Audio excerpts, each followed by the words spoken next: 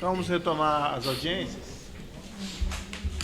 Nessa ação penal 501.23.3104. Atenção, vamos retomar a audiência. Se quiserem conversar, eu peço que se retirem da sala, lá fora. Certo? Nessa ação penal 501.23.3104 e na ação penal desmembrada, bem como também nessa ação 501.95.0127, que esse interrogatório é conjunto, depoimento do senhor Augusto Ribeiro de Mendonça Neto. Senhor Augusto, o senhor está sendo acusado de um crime nesse processo. Nessa condição de acusado, o senhor tem o direito ao silêncio. Se o senhor fizer uso desse direito, pela nossa lei, isso não lhe traz nenhum prejuízo. Mas também é sabido que o senhor firmou um acordo de colaboração com o Ministério Público, através do qual o senhor renunciou a esse direito ao silêncio e assumiu o compromisso de dizer a verdade. É isso mesmo, senhor Augusto? Sim, senhor. Senhor Augusto, então eu vou lhe advertir que por conta desse acordo o senhor não tem o direito ao silêncio e o senhor também tem um compromisso de dizer a verdade. Se o senhor faltar com a verdade, o senhor fica sujeito a um processo criminal, certo? Sim, senhor. Especialmente se o senhor incriminar indevidamente alguém, o senhor também fica sujeito a um processo criminal, certo? Sim, senhor. Senhor Augusto, o senhor é um dos dirigentes dessa empresa Cetal? Sim, senhor. O senhor já falou sobre alguns desses fatos em outros processos, mas infelizmente esse é outro processo e eu vou ter que reiterar algumas perguntas. Tentar ser objetivo. O Ministério Público afirma que havia um grupo de empresas que se reunia para ajustar resultados de licitação de contratos da Petrobras. Havia isso? Sim, senhor, havia sim. O senhor participou, ou a sua empresa participou desse grupo de empresas? Participou. Como é que funcionava esses ajustes das licitações? O senhor pode me descrever o procedimento? As empresas se reuniam periodicamente.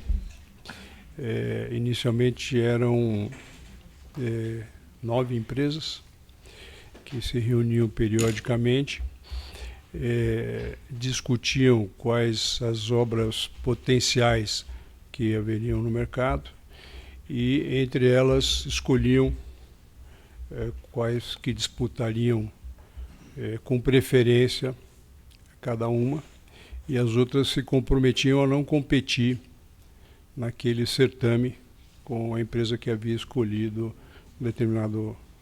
uma determinada oportunidade. Não competir de que forma? Elas apresentavam propostas com um preço superior. Também deixavam de apresentar qualquer proposta? Ou deixavam de apresentar, né? Que período, mais ou menos, funcionou esse tipo de ajuste entre as empreiteiras? As primeiras negociações, as primeiras ações nesse sentido, começaram mais aproximadamente no ano de 98, 97, entre este grupo de empresas, e que tinha uma eficiência pequena naquela oportunidade, porque eram algumas empresas só do mercado, não eram todas as empresas, então ficava muito difícil. Quer dizer, elas faziam isso para se proteger, não competir entre si, mas competiam com outras empresas do mercado, né? E o grupo prosseguiu suas atividades durante a década de 2000 também? Sim. A partir do ano, talvez 2003, 2004, esse processo ganhou mais, como eu diria, teve mais sucesso por conta da combinação com os diretores da Petrobras, da área de serviço e de abastecimento, de modo que as empresas que eram convidadas para os certames eram um número menor de companhias e, portanto, as companhias tinham maior controle do resultado das licitações. E o senhor participou, vamos dizer, desses acertos, dessas negociações com os diretores, ou isso lhe foi informado? Sim, eu participei de alguns acertos sobre obras que nós ganhamos. Nós ganhamos 2 contratos em 2 consórcios, um na Repar e outro na Replan. Então, nessas 2 eu participei dos acertos. Mas a aproximação do grupo com os diretores da Petrobras foi numa época onde nós não estávamos, nossa companhia, CETAL, não estava participando de licitações, por estar atrasado em alguns contratos, e foi um período em que ficamos fora dos convites da Petrobras, né? Foi nessa época de 2003, 2004. Nós voltamos aí a partir de 2006. O senhor mencionou que o senhor participou de acertos com os diretores nessas 2 obras. Acertos de pagamento de propina, isso o senhor está querendo dizer? Sim, sim, senhor. Na verdade, na área de abastecimento, aconteceu através do José Janene, o ex-deputado, e depois isto foi acompanhado pelo Alberto Youssef, que me foi apresentado pelo José Janene, e na área de serviços foi com o Pedro Barosco e o Renato Duque. Por que a sua empresa, a empresa que o senhor dirigia, pagava a propina? Qual que era a vantagem, qual que era a causa disso? Isso estava relacionado com a questão do grupo de empreiteiras ou não? Sim, isso eu diria que era uma coisa interligada, porque, vamos dizer, passou a ser quase que uma obrigatoriedade das empresas a fazer esse tipo de contribuição. E havia alguma regra estipulada quanto a esses pagamentos? Alguma regra fixa de valores? Como isso funcionava? Existia um referencial, né, de percentual em relação ao valor do contrato, mas no nosso caso nós discutimos valores relativos até esses percentuais, que eram 1% na área de abastecimento e 2% na área de engenharia, e nós discutimos um valor sobre aproximadamente esses percentuais. O senhor sabe quem teria fixado esses percentuais? Ainda que o senhor depois discutiu em concreto? Da onde que veio essa regra de 1% ou 2%? Bem, na diretoria de abastecimento veio através do Janene. Quando ele me procurou, ele me falou desse percentual, né, e de uma forma muito clara de que se nós não participássemos, nós não teríamos obra na companhia. E na área de serviços, isso veio através do Pedro Barosco. Essa referência de valor. O senhor poderia citar algumas empresas que participavam desse ajustes? Na primeira fase eram 9 empresas e a partir de talvez 2004, não, um pouco mais para frente, 2006, as empresas aumentaram para 16 empresas, se não me engano. Algumas delas o senhor poderia me citar? Algumas, sim, senhor. Camargo Correia, Norberto Odebrecht, Andrade Gutierrez, Promon. Fazendo referência aqui a esse processo específico, os seus parceiros comerciais nesse consórcio participavam? Sim, senhor. A Mendes Júnior Mendes Júnior participava, MPE, sim, senhor.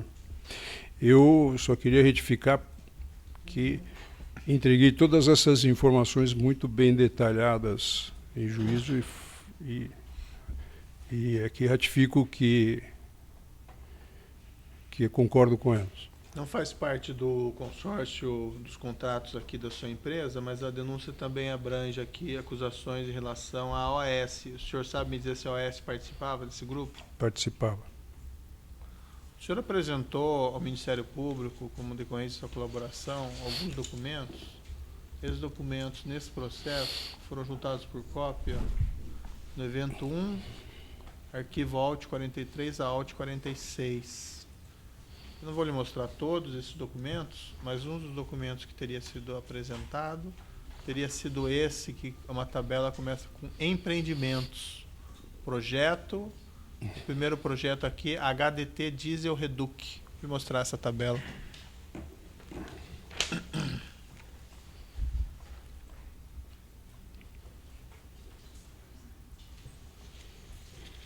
Sim, senhor.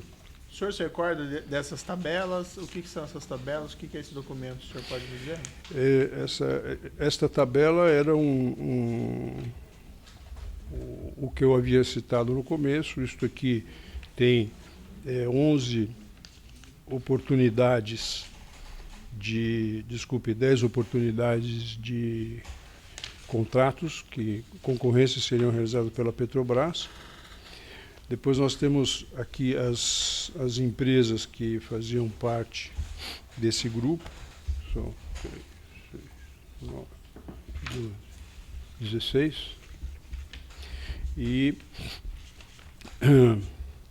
cada empresa aqui colocou a sua prioridade de 1 a 3 nos contratos que tinha maior interesse. Pergunta meio tola, mas 1 é a prioridade máxima da empresa? Sim, senhor. 1 é que a empresa gostaria de obter. Esses documentos eram produzidos nas reuniões? Muitas vezes eles eram levados para a reunião como rascunho, né? E as empresas anotavam, ou alguém anotava a prioridade das empresas para se fazer uma tabela e poder se discutir quais empresas poderiam ficar com... O senhor pode me identificar nessa tabela a sigla que era utilizada para a sua empresa, para CETAL, SOG? Sim, senhor.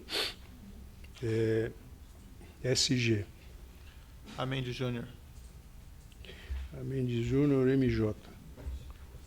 Aparece aí a MP? Não. MPE? Parece. ME. A Camargo Correia está aí também?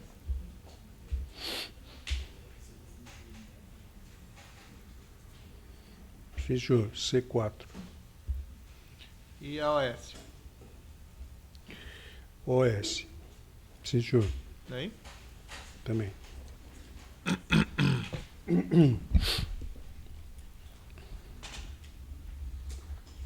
Qual que seria a sigla da OS? OS. OS mesmo. E o senhor mencionou esses... quantas reuniões aproximadamente o senhor esteve nas quais foram feitos esses ajustes? Eu pessoalmente participei no início de algumas reuniões, talvez 2 ou 3 reuniões, e introduzi o nosso diretor comercial, Marcos Berti, que participou da grande maioria das reuniões. Até que ano aproximadamente o senhor participou dessas reuniões? Eu? Isso. Talvez no ano de 2004, 2005, foram as reuniões que eu participei. Nós passamos por uma reestruturação e a partir dessa época eu passei a cuidar deste assunto e me inteirei e coloquei uma pessoa que pudesse ir lá me representar. Esse consórcio Interpar, que é a CETAL, a Mendes Júnior e a MPE, foi obtida através desses ajustes? Sim, senhor. As outras empresas que fizeram propostas nessa licitação, então estava combinado? Sim, senhor. Acredito que sim. Talvez tenha alguma empresa que não tivesse participado e apresentado a proposta, mas acredito que neste caso não aconteceu. No caso desse outro consórcio, CMMS, que são as mesmas empresas, na refinaria da Replan, esse contrato também foi acertado nessas reuniões de ajuste de licitação? Sim, senhor. E as empresas que apresentaram propostas estavam então combinadas? Sim, senhor. E como é que as outras empresas sabiam, por exemplo, o preço que o consórcio ia apresentar, para poder apresentar preço superior? Nós passamos para as outras empresas que haviam se comprometido a apresentar propostas com valores superiores, passamos os preços em que elas deveriam apresentar suas propostas. O senhor se recorda para quem foi passado isso, por exemplo, na Mendes Júnior? Não, senhor. Isso foi entre os dirigentes ou foi entre os subordinados, os técnicos? Não, é sempre entre os dirigentes.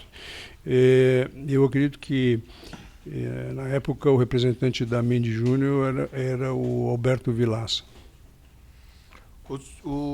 A Mendes Júnior e a MPE, eram empresas que tinham conhecimento de que esses contratos tinham sido obtidos através desses ajustes de licitação? Sim, senhor. Por que o senhor afirma isso? Porque participavam das reuniões. Essas reuniões em que houve esse acerto, o senhor estava pessoalmente nas reuniões ou era o seu subordinado? Era o meu subordinado, Marcos Berti. Foi ele que repassou, então, essa informação para o senhor?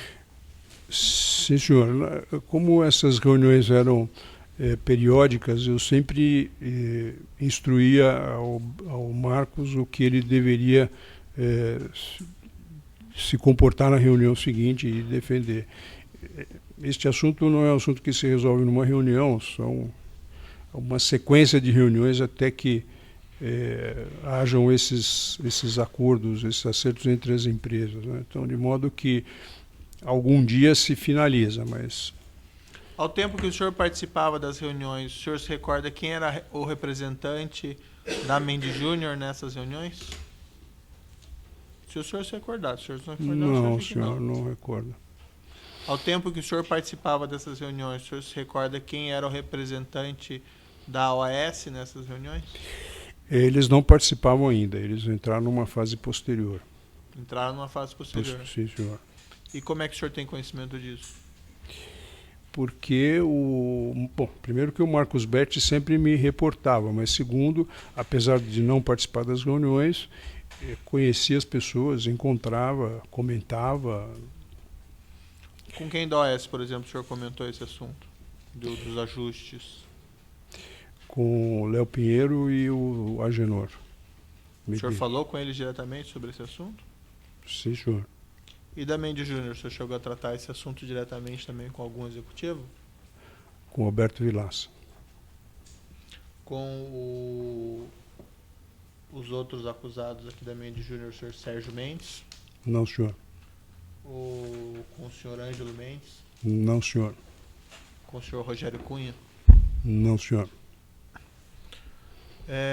A questão, vamos lá aí primeiro a primeira questão que tem, o consórcio Interpar e o consórcio CMMS. Os pagamentos que foram acertados aos diretores, era bem distinguido o que era do consórcio Interpar e o que era do consórcio CMMS, ou chegou a haver mistura disso? Não, eram bem distintos. No consórcio Interpar, os valores para a diretoria de abastecimento, o senhor se recorda como eles foram calculados, qual o valor e como eles foram pagos? Eu não me lembro exatamente o valor, mas eu passei todas essas informações com detalhes, com as notas fiscais e os valores. Não me lembro exatamente qual era o valor, mas este número foi discutido com o Pedro Barusco, por mim, e os pagamentos foram realizados através da CETAL. A CETAL se encarregou de formalizar, de efetuar esses pagamentos. Como foi passado, ou melhor, a CETAL absorveu o custo desse pagamento da propina ou ela recebeu esses valores do consórcio? Recebeu do consórcio. O senhor apresentou ao Ministério Público alguns contratos entre a Interpar e a CETAL. Sim, senhor. Eu apresentei o contrato entre o consórcio e a CETAL, onde foram a maior parte destes valores foram exatamente para se transferir os valores para a CETAL dos pagamentos a serem feitos, e também entreguei ao Ministério Público os contratos que deram a saída dos recursos da CETAL para outras companhias que transferiram para... Um dos contratos que o senhor apresentou, esse é um contrato entre o consórcio Interpar e a contratante, a CETAL. Se encontra juntado à denúncia, eu vou lhe mostrar aqui. Se o senhor puder dar uma olhadinha.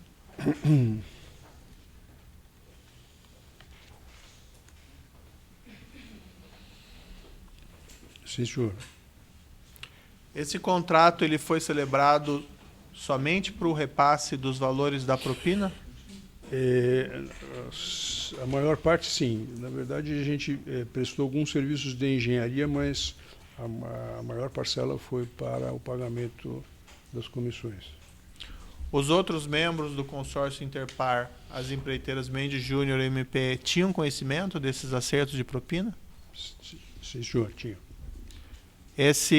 Essa transferência do consórcio Interpar para a sua empresa, CETAL, para fazer os pagamentos de propina, era do conhecimento dos outros membros do consórcio? Sim, senhor. Do membro diretivo, sim. Com quem que o senhor tratou? Quem que tinha conhecimento nas outras empreiteiras sobre o pagamento da propina? Esse assunto foi acertado e discutido entre eu, o Alberto Vilaça e Mário Aurélio da MPR. Mais algum executivo? Não. Se o senhor puder falar um pouco mais alto nas respostas, você pode repetir essa última resposta? A pergunta, se tinha mais alguém? Pergunta com Não, quem que o senhor tratou nessas duas empreiteiras do pagamento. Mendes Júnior com o Alberto Vilaça e na MPE com o Mário Aurélio. Eles sabiam que esse contrato seria utilizado para esse repasse para depois fazer frente à propina? Chegou nesse nível de detalhamento? Sim, senhor. Eles tinham conhecimento tanto da propina para a diretoria de serviço como para a diretoria de abastecimento? Sim, senhor. O contato com os dirigentes da Petrobras que receberiam as propinas foram feitos só pelo senhor ou também eles fizeram? Neste caso, somente por mim. Nesses dois casos, nesses dois consórcios, foram feitos por mim. E pelo lado da diretoria de abastecimento foi através do José Janene. O senhor pode me passar aqui? Sim, senhor. Está querendo ver subir o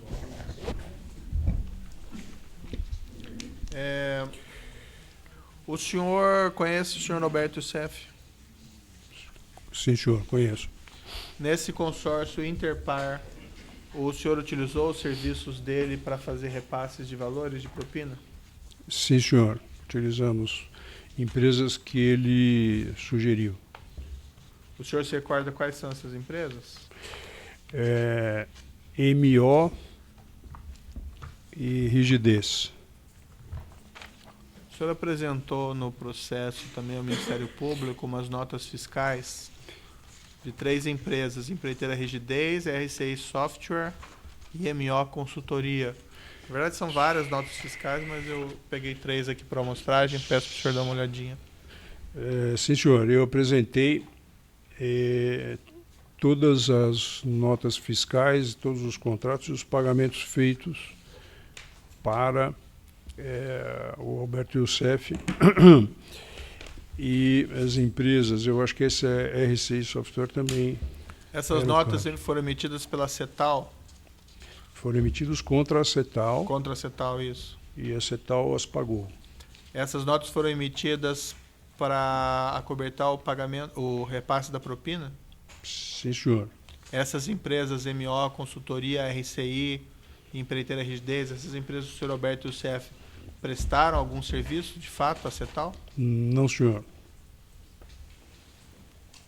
Depois que o senhor repassou esses valores ao senhor Alberto Youssef, O senhor sabe o destino do dinheiro, como ele fez? Não, senhor. O senhor chegou, isso não ficou muito claro para mim, o senhor chegou a conversar também com o senhor Paulo Roberto Costa sobre esses pagamentos? Não, senhor. Foi com o senhor José Janene? Somente com ele. E também com o Alberto Youssef, ou não? O Alberto Youssef participou das reuniões com o José Janene e depois ele foi quem fazia o acompanhamento da cobrança mensalmente. Esse acerto do pagamento da propina nesse contrato do consórcio Interpar, que o senhor foi procurado pelo José Janene, foi antes ou depois da assinatura do contrato? Foi na fase da assinatura. E o senhor mencionou, ele chegou a ameaçar o senhor diretamente, que se não houvesse pagamento não haveria o contrato? Sim, senhor. Foi pago também valores em cima de aditivos do consórcio Interpar? Sim, senhor, foram. O mesmo percentual? De 1%? Aproximadamente, né? No caso dos repasses do consórcio Interpar, ou melhor, antes de entrar nesse detalhe, o senhor chegou a conhecer o senhor Valdomiro de Oliveira, que era uma pessoa que trabalhava com o senhor Alberto Youssef? Sim, senhor, conheci. O senhor pode me descrever as circunstâncias? Quando nós chegamos a um acordo com o Janene sobre a questão de pagamentos, ele me disse que o CEF seria o responsável para receber estes valores, e ele ofereceu empresas que poderiam emitir notas fiscais e que a gente pudesse fazer as transferências de valores.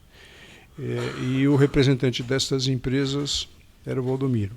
Ele me apresentou o Valdomiro, eu encontrei com ele talvez uma ou duas vezes, e a partir daí eu passei para a operação. Fizemos o contrato, eu sempre que assinava e liberava os pagamentos e o pessoal pagava. Nessas conversas com o senhor Valdomiro, dos contatos que o senhor teve, foi afirmado que isso era para repasse de propina? Chegou a ser afirmado